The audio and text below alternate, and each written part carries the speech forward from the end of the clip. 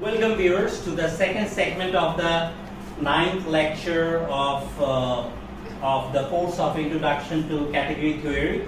In the previous segment, we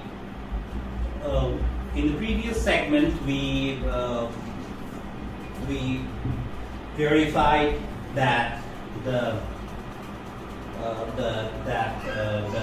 category of graphs indeed satisfy all the conditions associated with the four constituents of the abstract definition of a category. Now we will check if those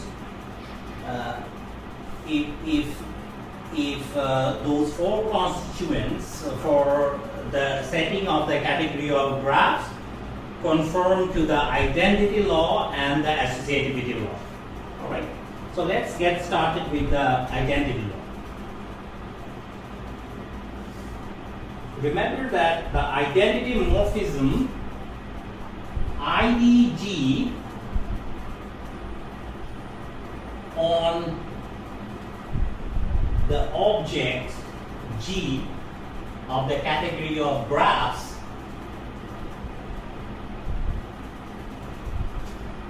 was defined earlier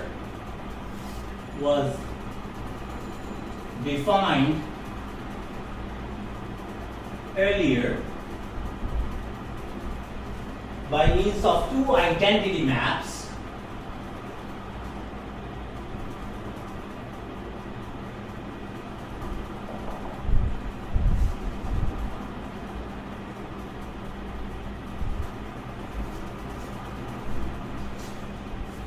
on V and A. Given that the graph is given by the quadruple B, A, S, R, C, and T, G, T. Okay. What are those identity maps? The first identity map is on V, ID V from V to itself, and the identity map on A is a map from A to itself.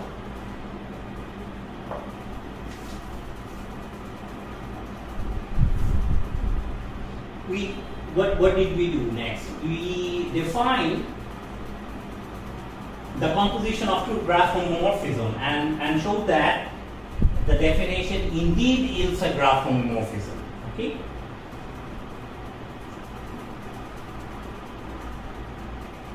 So using these two constructions, one construction is the construction of the identitymorphism on the object G, and the composite graph homomorphism, we can do the following.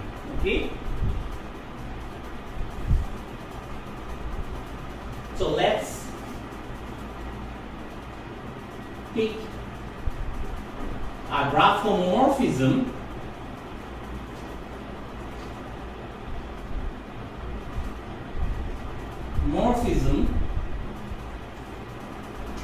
F from G to G prime.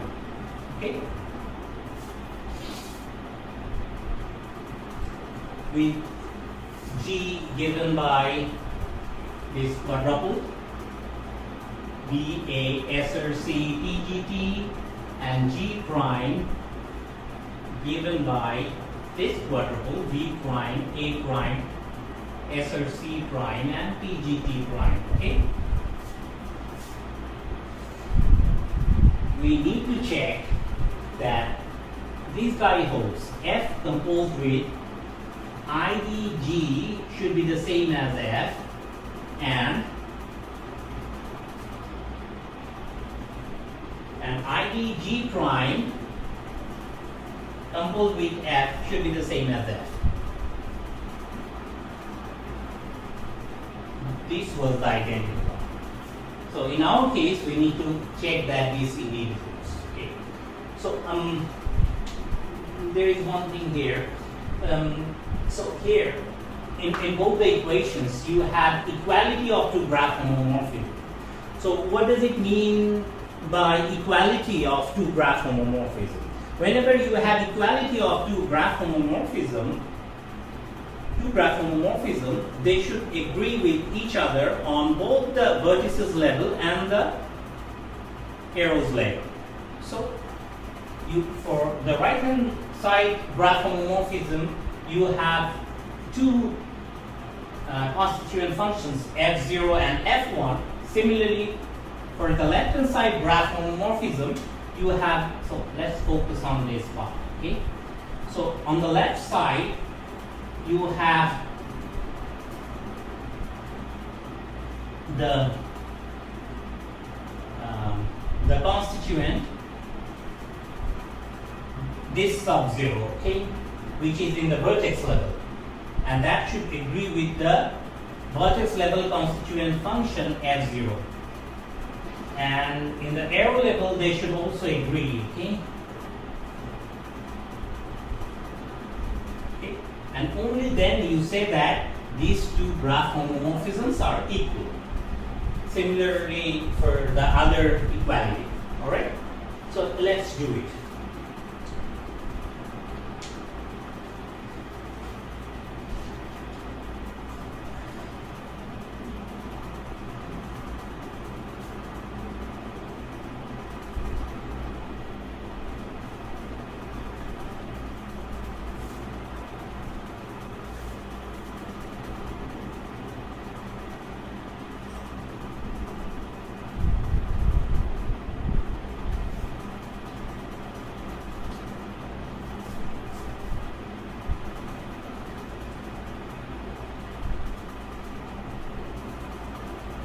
Okay.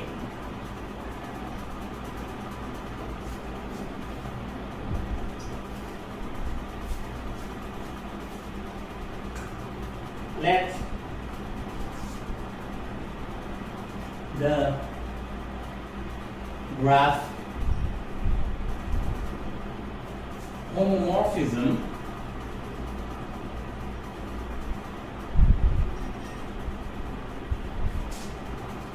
f from G to G prime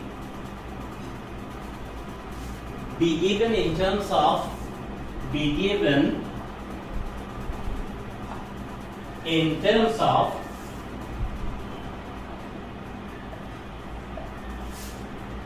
the two functions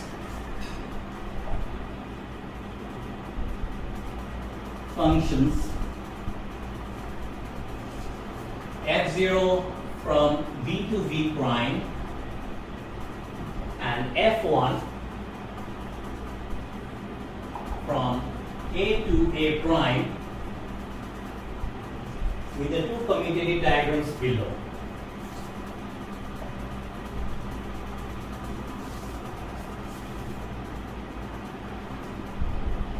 With the two commutative diagrams below. So which is well known from the definition of graph homomorphism. What are those? A to A prime and V to V prime. The first one is F1. The lower one is F0. Then we have SRC, we have SRC prime. This is the commutative diagram. And then we have here on the right, on the target level, A to A prime by F1 and from V to V prime by F0, TGT prime. Okay?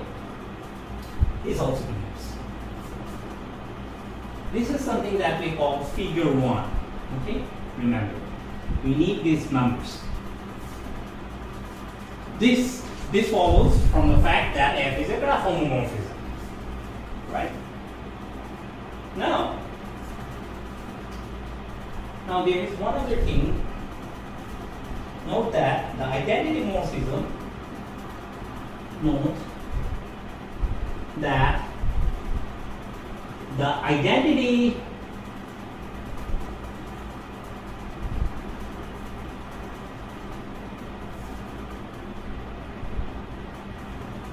homomorphism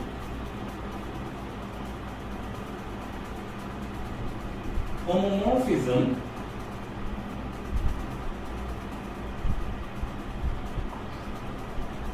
IDG from G to itself, okay, comes equipped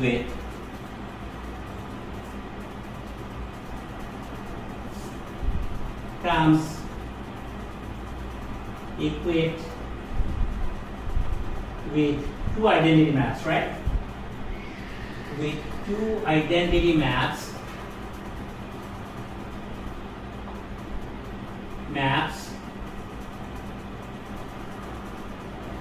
ID V from V to itself and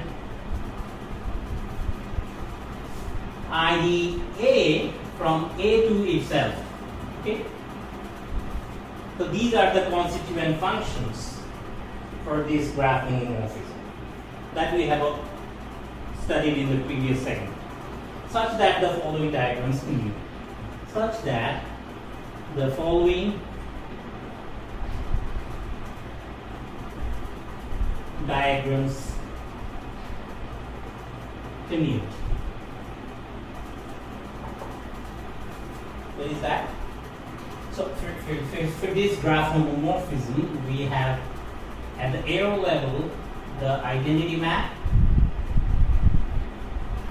and at the vertex level also an identity map, which is IDV, and then we have this source map from A to V.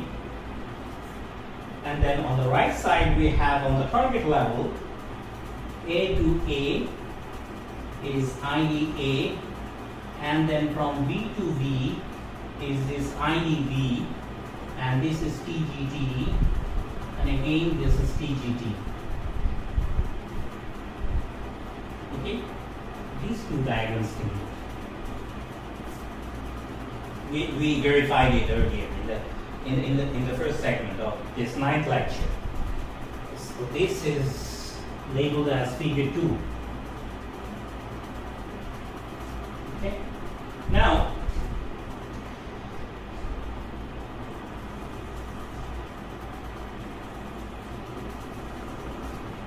additionally,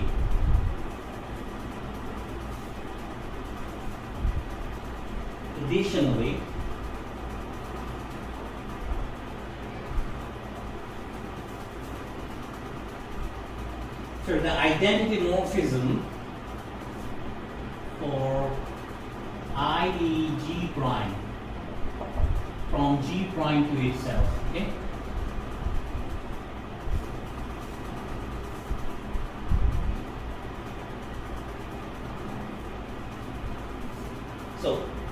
So there are two constituent maps associated with this graph homomorphism.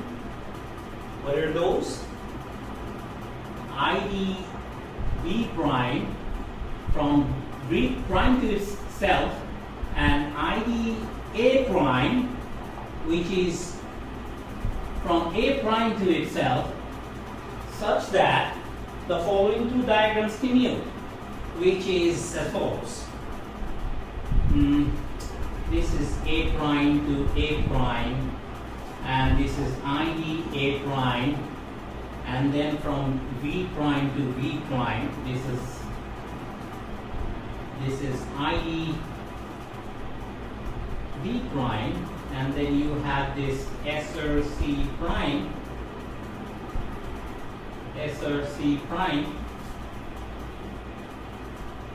and on the target level you have A prime to A prime. This is ID A prime, and then from V prime to itself, which is ID V prime, and then from A prime to V prime is the target map TGT prime, and then from A prime to V prime is the target map TGT prime. These and that commute. They are both commutative diagrams. Okay, this is what we denote by figure 3. Alright, so now using figure 2 and figure 1, using this two commutative squares, and these two commutative squares, one has the following commuting rectangles. So we join these two figures to get two big rectangles. How do we do that? Let's see.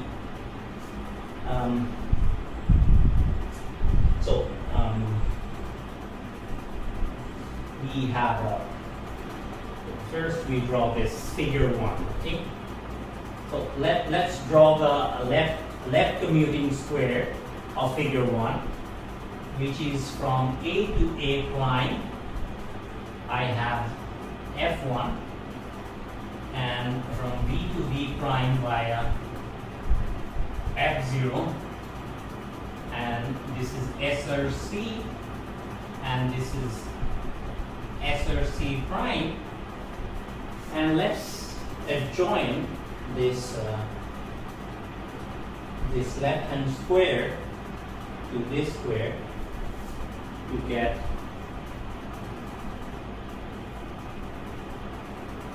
IDA, and then the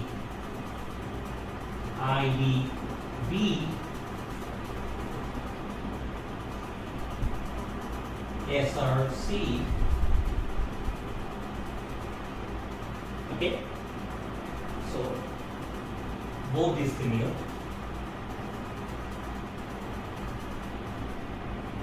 Both of these are commutative they are commutative diagrams.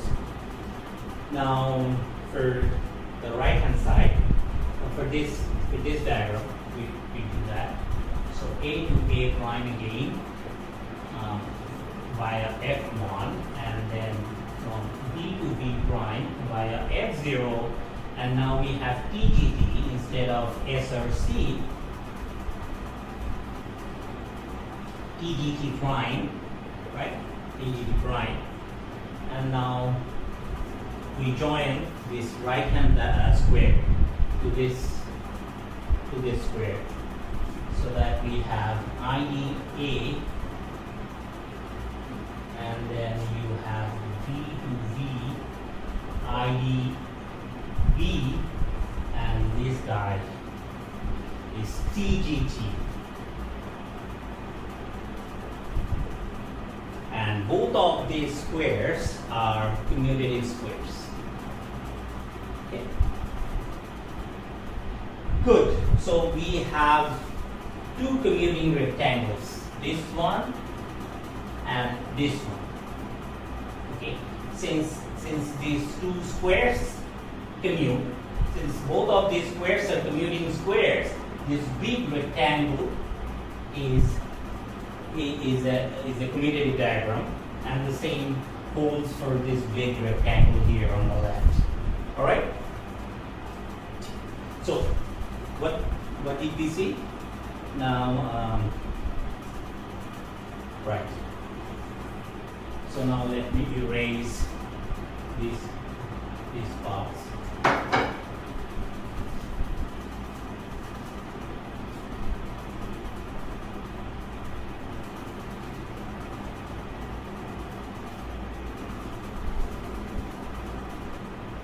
We don't need them anymore. We have our big rectangles, which are commutative diagrams.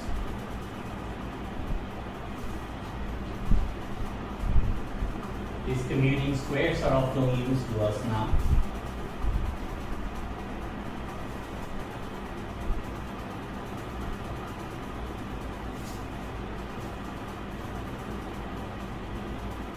So I leave these commuting rectangles.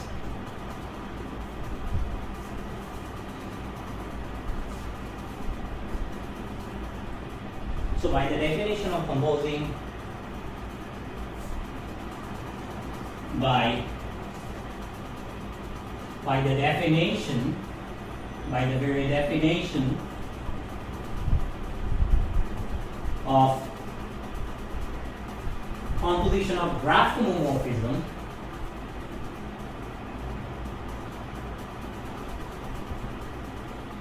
graph homomorphisms,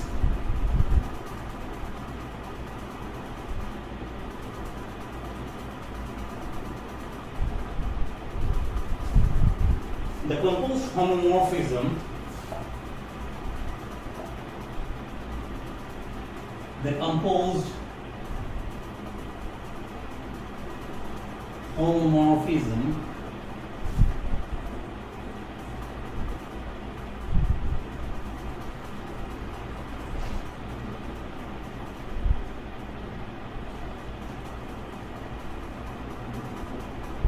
so we are considering this composed homomorphism from G to G prime, okay? So this is the composed homomorphism that we are considering with, where G is the quadruple V A S or C T G T, and G prime is the quadruple B prime A prime S or C prime and T G T prime. Okay.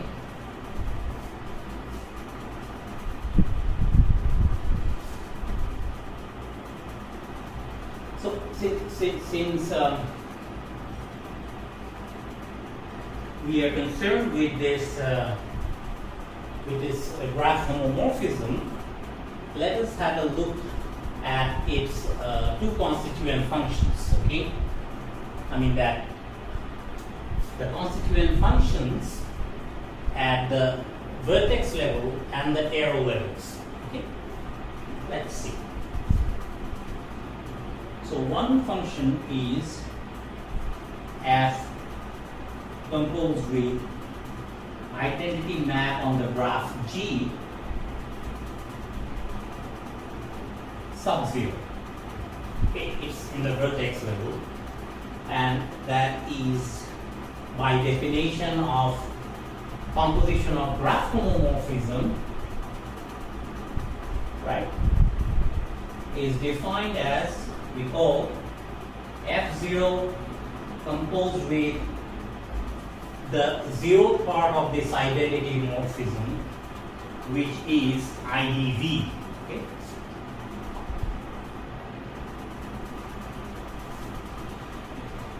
And you see that F0 composed with IDV, or this one, is a map from V to V prime. Okay? F0 composed with IDV is a map from V to V prime. On the other hand, at the arrow level, the constituent function reads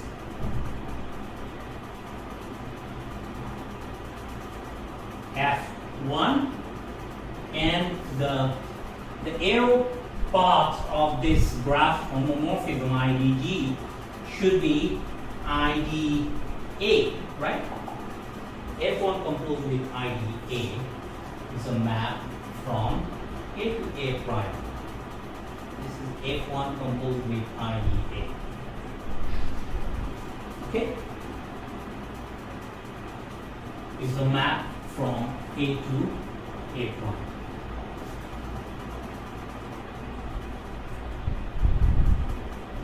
Okay, now there are two things.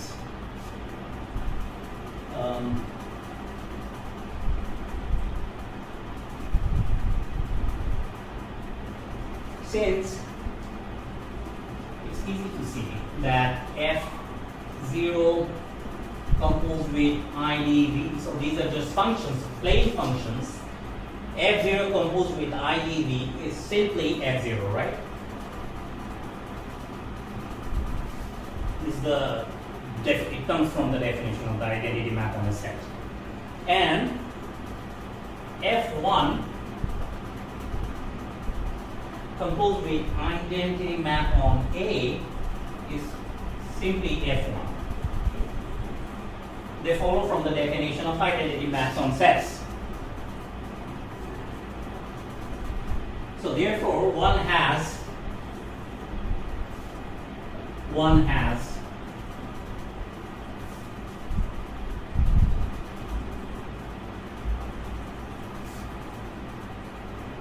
F composed with ID G 0, meaning that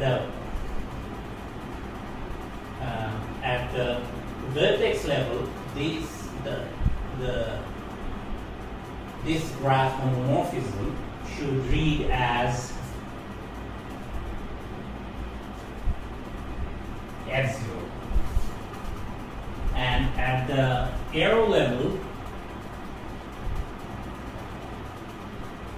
this graph homomorphism should read as F1, right? F1. This is what we have got. So see that they agree on the respective vertices and the arrow level, and therefore, like we have told earlier, that these graph homomorphisms should agree with each other in general. F composed with IDG has to be equal to F.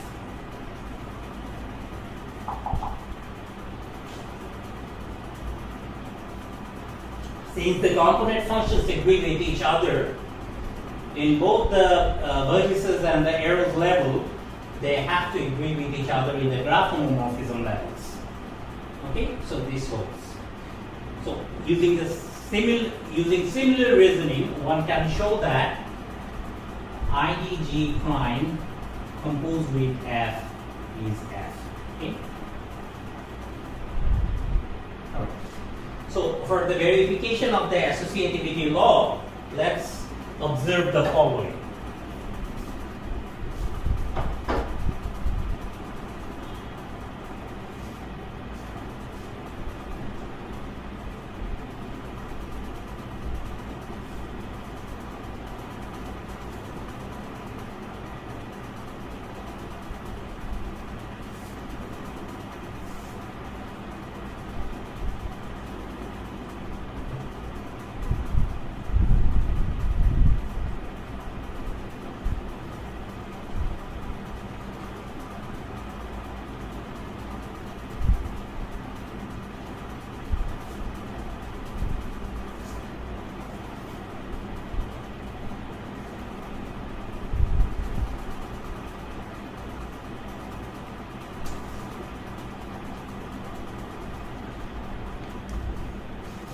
Okay.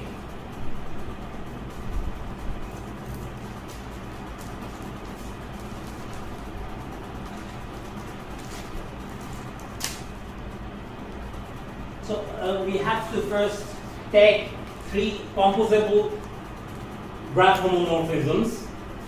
Let us denote them by F, G, and H. Okay.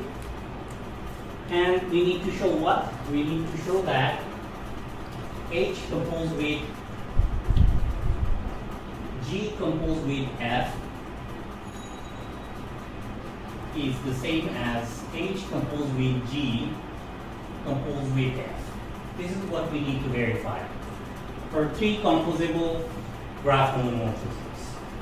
So this is equivalent to proving that they agree with each other on both the component levels, okay? Meaning that on both the arrow and the vertices levels. We need to verify that indeed H composed with G composed with F 0 is equal to H composed with G composed with F 0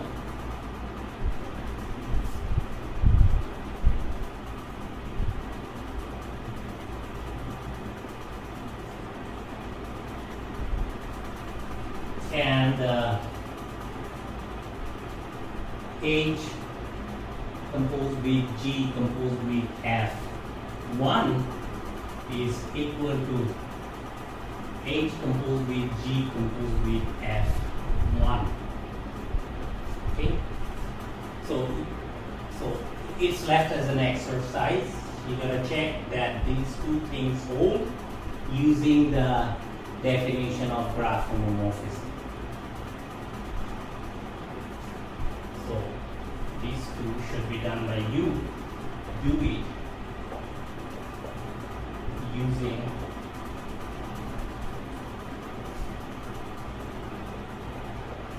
using the definition of composition of homomorphisms. Composition of graph homomorphisms.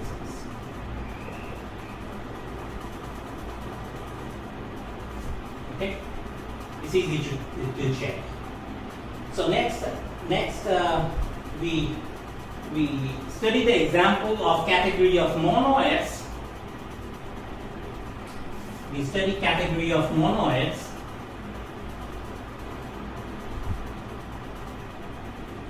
Monoids, which is abbreviated by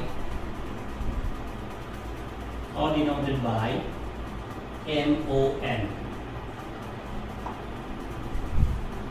Okay. Before that, we'll recall the definition of monoid from the first lecture, and we'll also discuss the basics of monoid homomorphisms. We need them for the purpose of showing that it is indeed a category. Okay, so let's recall the definition of monoid from lecture 1. A monoid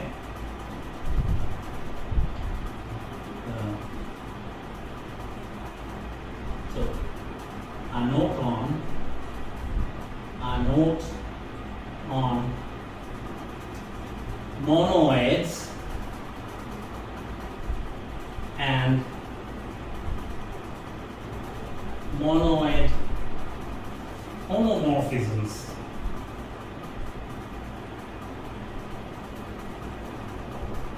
Okay.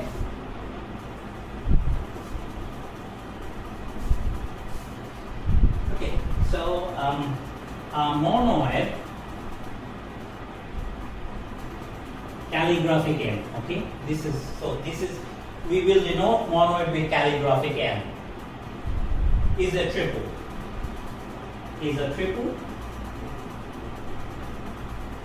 This is the Latin M. There is a distinguished element in this set, and it is equipped with the structure of multiplication. So this monoid is this triple, where M is a set, is a plain set. Okay. 1M is a distinguished element of M. 1M is a distinguished element of M, and this star guy is a function from M cross M to M. Is a function such that the following conditions hold. Such that the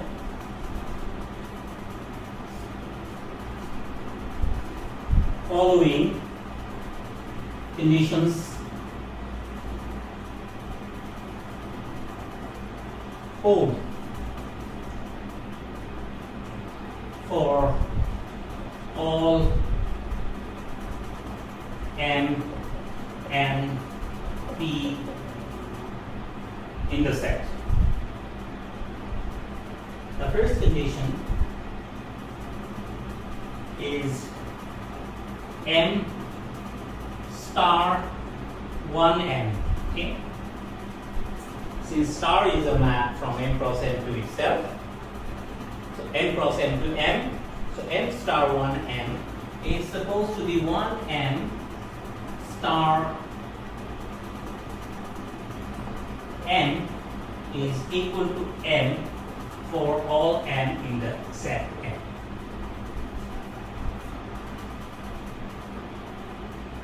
Well, I don't have to repeat this thing because I have already written down here that all M and N and P belong to M. So It's a repetition.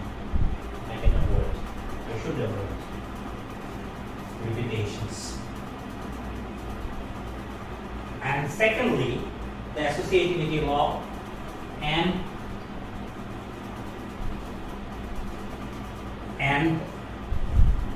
star P is the same as N star P, where N and P belong to N.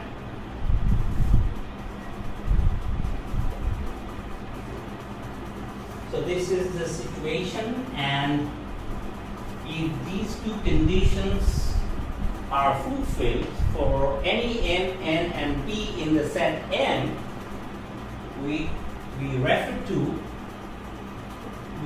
refer to 1 sub N as the identity element, as the identity element, and star is called monoid multiplication. Star is called monoid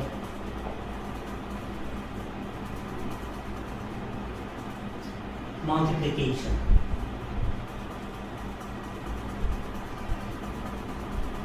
Okay. So this was the definition of a monoid. Let me give you a couple of examples of monoid.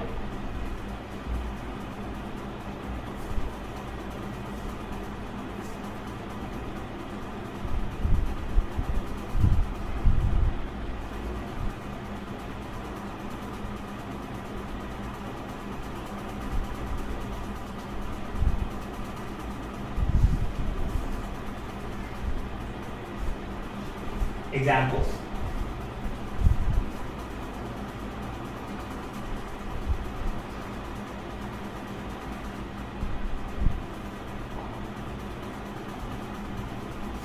The set of whole numbers, okay, not the set of natural numbers. It includes 0, okay. We're following the textbook. And 0 is the identity element, and ordinary addition is the monoid multiplication. And the set of integers,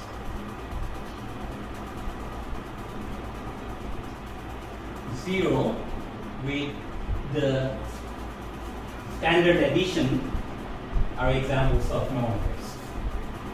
It's easy to check that these two conditions are whole. In these two cases, separately, are examples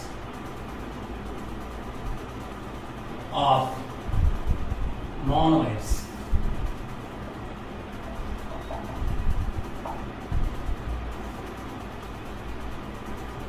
Okay? So it's important to know that this N is the set of whole numbers. Okay? Okay. Now we discuss monoid homomorphisms. Okay? That we did not do in the first lecture. So it's kind of new to you if you are not familiar with it. But it's exactly the same as a group homomorphism. So if you have done group theory, then you are familiar with group homomorphism. So it's the same as the monoid homomorphism. Except for the fact that you don't have the identity elements, the inverse thing happening in the case of monoid. Whereas in the group you will have this inverse element associated with each group element. Okay?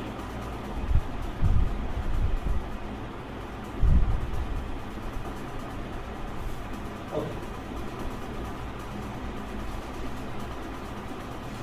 Alright, so now monoid homomorphism. Monoid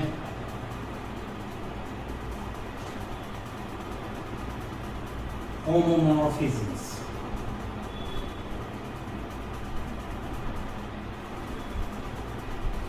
So let calligraphic N is this triple M, 1M, and star. And calligraphic M prime is the triple. M prime, 1M prime, and star prime. So these are two monoids. These are two given monoids. Two given monoids.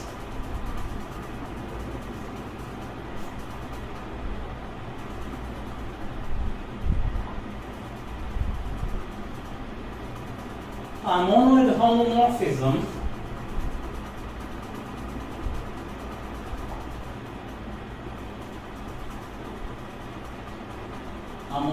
homomorphism F from this calligraphic M to calligraphic M prime is just a function, is just a function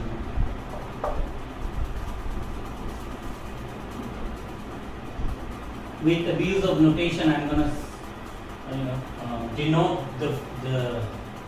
this function with the same f. Function between the two underlying sets, this Latin M and this Latin M prime.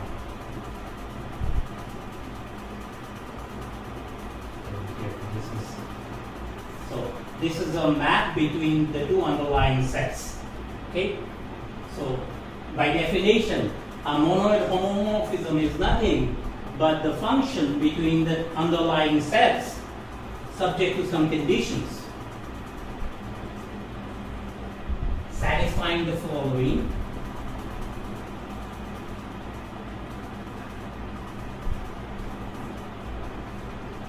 The following two conditions.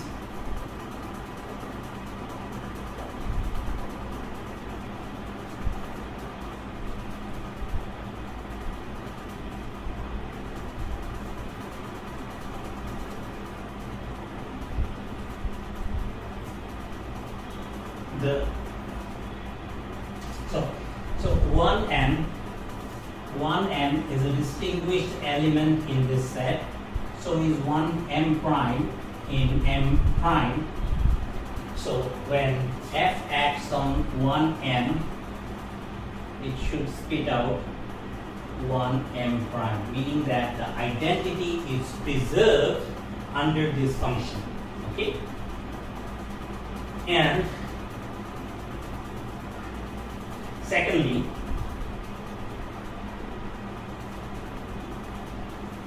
F of M1 star M2 should be the same as F M1 star prime here. F M2, since F M1 and F M2 are in M prime under the action of this function between the underlying sets for all M1, M2 in M. Okay? The set of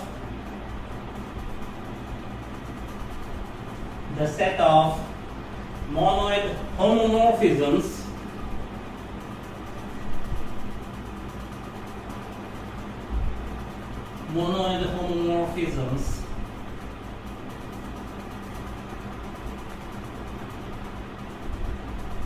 from M to M prime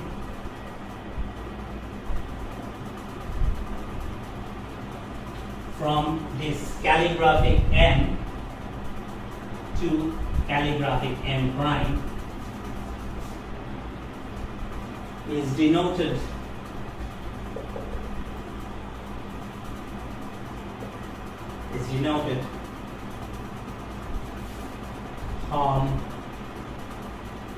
mon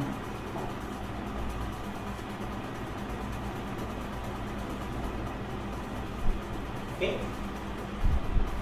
Now example of monoid homomorphism. Let me give you an example.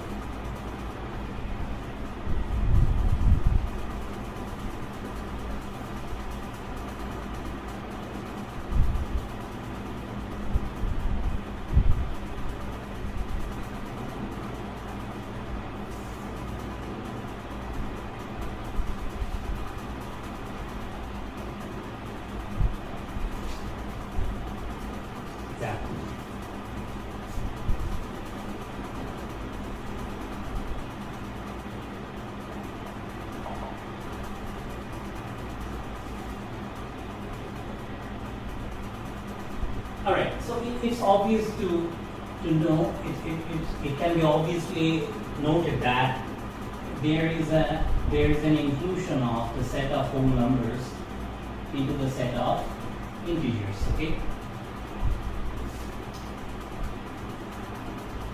So this inclusion map,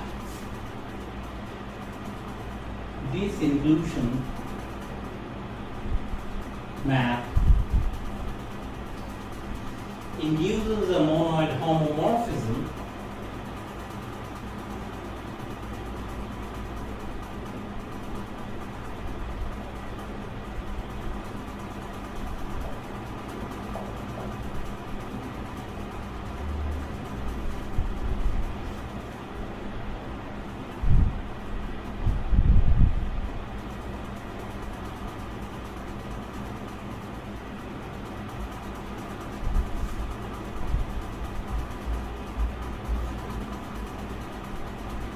because, so this induces the monoid homomorphism because the identity is preserved under this inclusion, because, so what does it mean? It means that under this inclusion, n goes to I, n goes to itself, right? So 0 goes to itself, meaning that I0 is 0. So in other words, In is n. This is the inclusion. And also,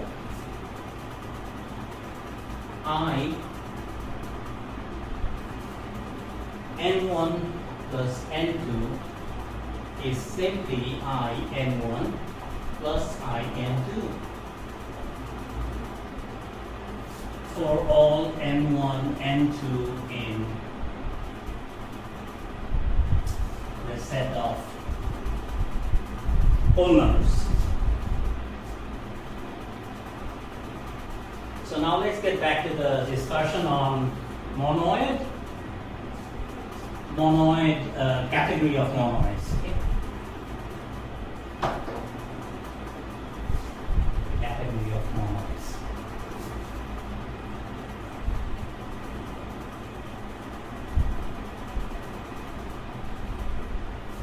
Okay. The category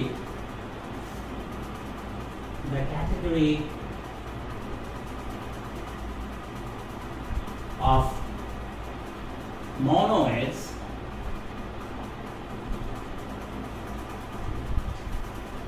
is denoted by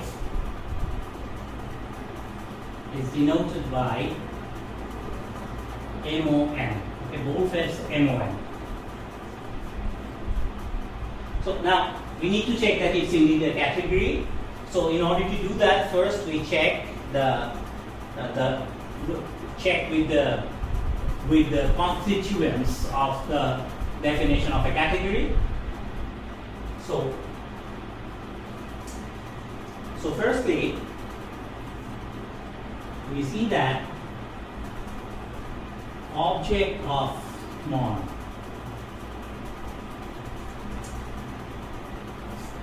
is the set of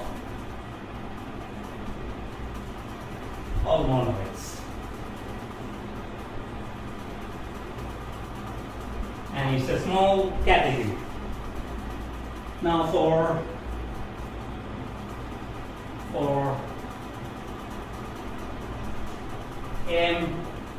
m prime being in the set of mon,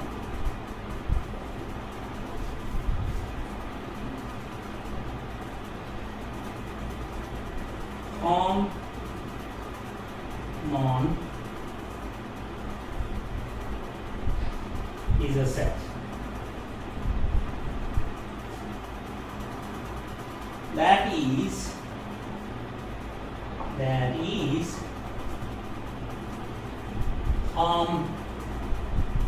mon m to n prime is a set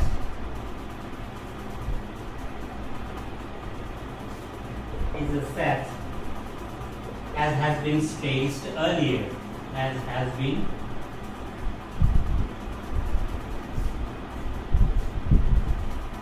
stressed earlier. Okay, good. Now the identity the identitymorphism associated with an object belonging to this set. Right. So let's see what that is. Since the monoid homomorphism are simply functions on the underlying sets, this reduces to, this becomes pretty simple compared to the graph scenario. Okay? For the graph scenario, you have two constituent functions associated with a graph homomorphism, but here things are much easier here because it's just a function on the underlying set. Okay? So let's check it out. For every monoid,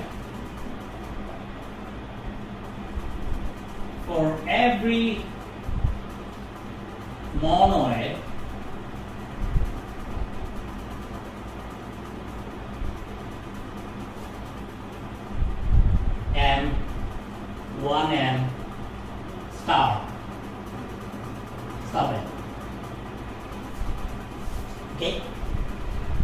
There is a distinguished monoid homomorphism. There is a distinguished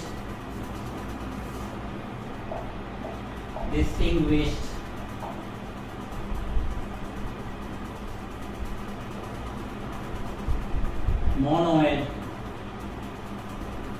homomorphism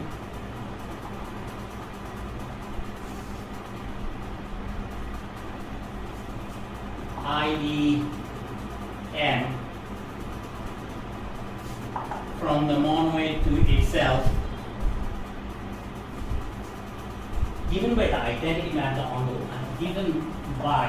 simply given by the identity map on the underlying set, on the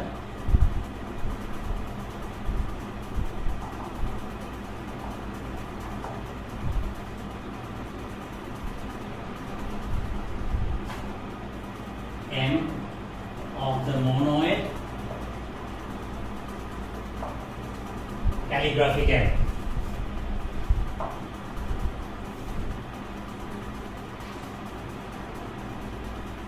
It's easy to check. So we need to verify that it's indeed a monoid homomorphism by seeing that. So that is, okay, let us denote this. This is nothing but, according to the definition, IDM from M to itself, right? Where this M is the underlying set of the monoid, and this M is also this Latin M. Okay, and by the definition of the identity set, identity map on a set, we immediately see that IDM 1M is simply 1M. Okay? Since 1M is in M. And also we see that and IDM M1 star M2. So by definitions, by the closure, this M1 star M2 is again in M. So this guy is simply M1 star M2. Alright? By the definition of identity map. And M1 is nothing but IDM M1 and M2 is nothing but ID M2. So these second one holds for all M1, M2 in M. So therefore we verified that this identity morphism on this object is indeed a monoid homomorphism. Okay?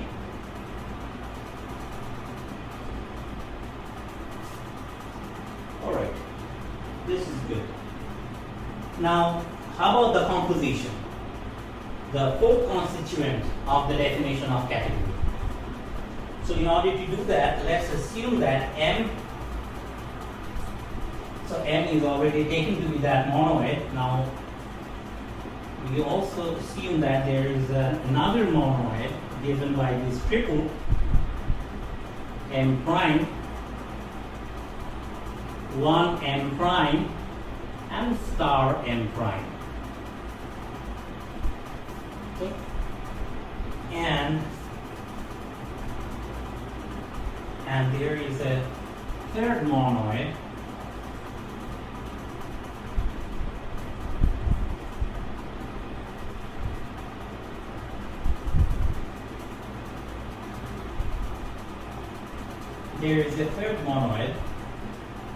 given by M double prime, which is this triple M double prime, 1 M double prime, and star M double prime. Okay.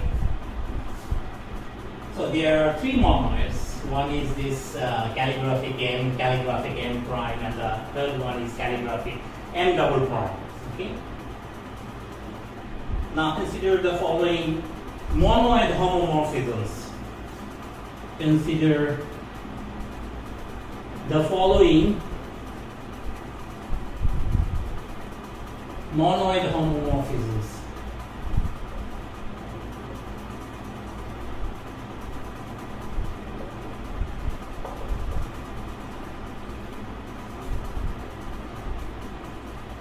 F from calligraphic M to M, calligraphic M prime, and G from calligraphic M prime to calligraphic M double prime.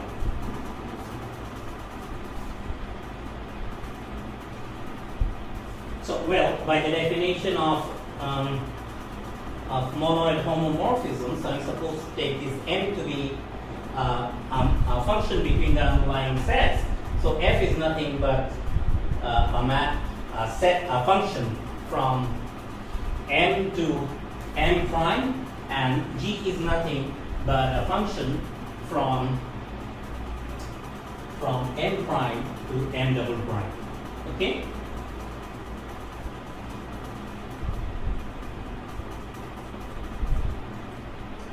So now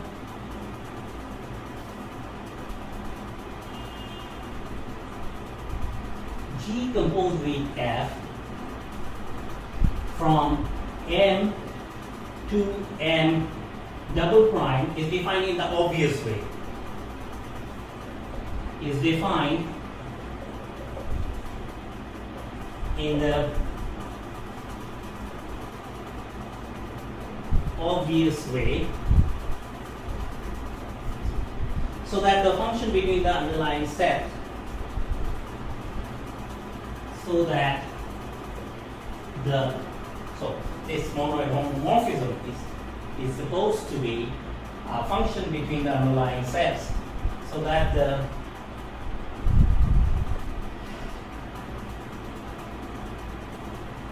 function between the underlying sets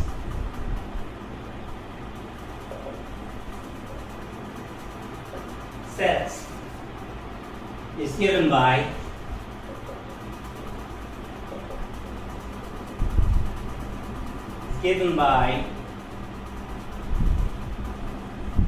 G composed with F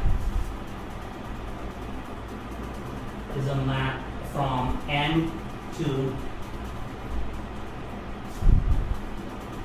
Well, this is not the calligraphic M, underlying set. So this is from the underlying set of the calligraphic M, which is the Latin M, to the underlying set of calligraphic M double prime, which is the Latin M double prime. And how is it given? It's given by, from M is mapped to G of F of M. Okay, and this holds for all M in M, the underlying set of the monoid calligraphic M. So this is how we define the composition of monoid homomorphism. Okay. So it remains to see that this is indeed a monoid homomorphism. Let's do it.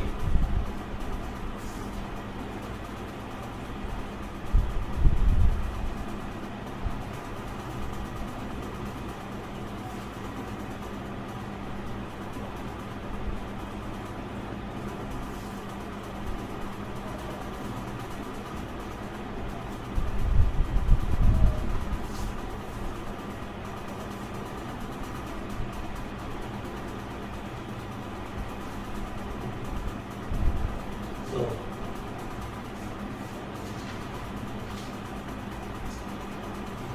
it remains to see that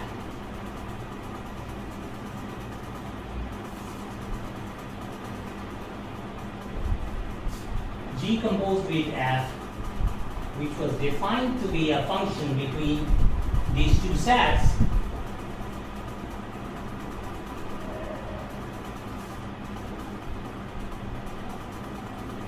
or yeah, is indeed a monoid homomorphism. Is indeed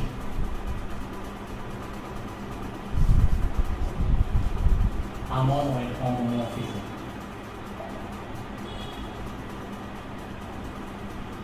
Or to be more precise, we want to show that this composed homomorphism, well, this composed, it's not a function, so let's call it so. Okay, so this is how we defined it earlier, and we claim that this is indeed a monoid homomorphism. That's what needs to be verified. Okay.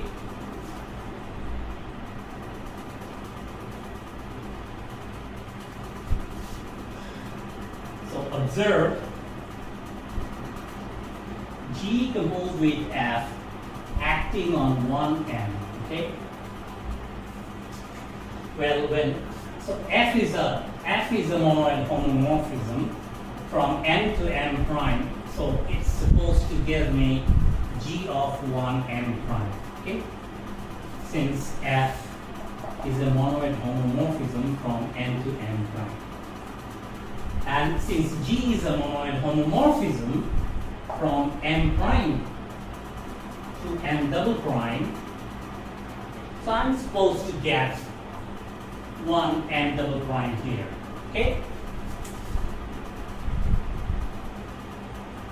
Okay, so now see that G composed with F acting on this multiplication of two elements in M, okay, is the same as G. So using the definition of a composition of two maps, we can see that this is nothing but G of F of M1 composed with M2. So to be more precise, we should write here M, okay? So this is the multiplication in the monoid M. So let me write it. This M is the triple M ID, or sorry, ID 1 sub M and star m. And what else? M prime is the triple.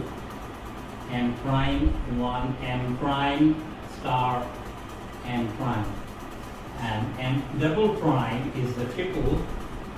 M double prime 1 sub M double prime star M double prime.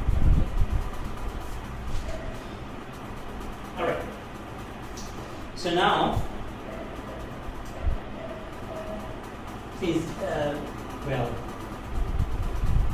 this is G, since F is a monoid homomorphism, we must have Fm1 star M prime Fm2, right? Okay. And now, see that this is in M prime, this is also in M prime, and G is a monoid homomorphism from M prime to M double prime. Therefore, we must have, using the property of monoid homomorphism, star M double prime G of F of M2. Right? Where each of these guys are in M double prime, right?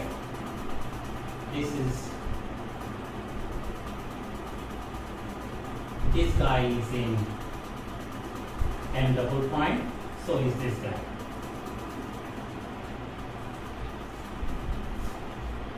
So by definition of the composition of two functions, I can write it as G composed with F acting on M1, right? Star M double prime G composed with F acting on M2. So what have you proven? We have shown that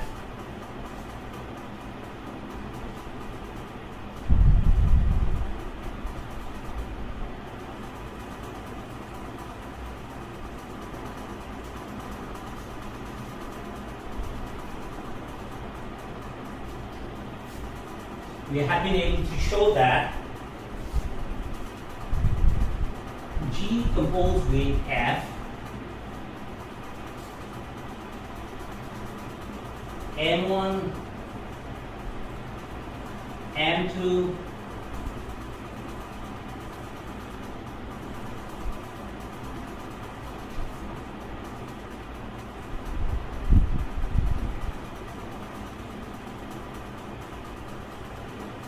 is equal to G composed with this last line, G composed with F acting on M1 star M double prime G composed with F M2. Okay? So therefore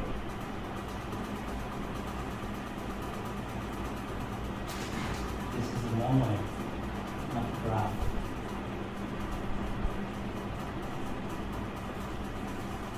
Therefore G composed with F from M to M double prime is indeed a monoid homomorphism.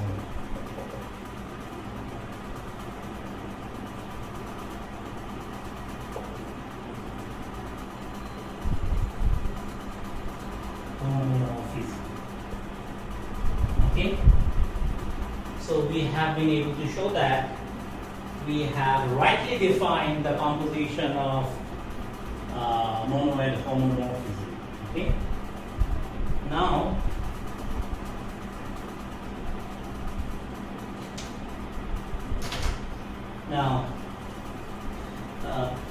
so we're done with the four constituents. With the verification of the four constituents of the definition of a category. Now one needs to see that these definitions conform with the two laws of the category called the identity law and the associativity law, and it's easy to show that they really hold because the graph the monoid homomorphisms are actually defined in terms of functions on the underlying sets, and the identity law definitely holds for the functions on sets, and so does the associativity law. So there is nothing non-trivial about it. So one can immediately see that the category of monoliths, MON, is indeed a category. Okay. All right. So we are done with our second example. In the third segment, we are going to study the category of preorders.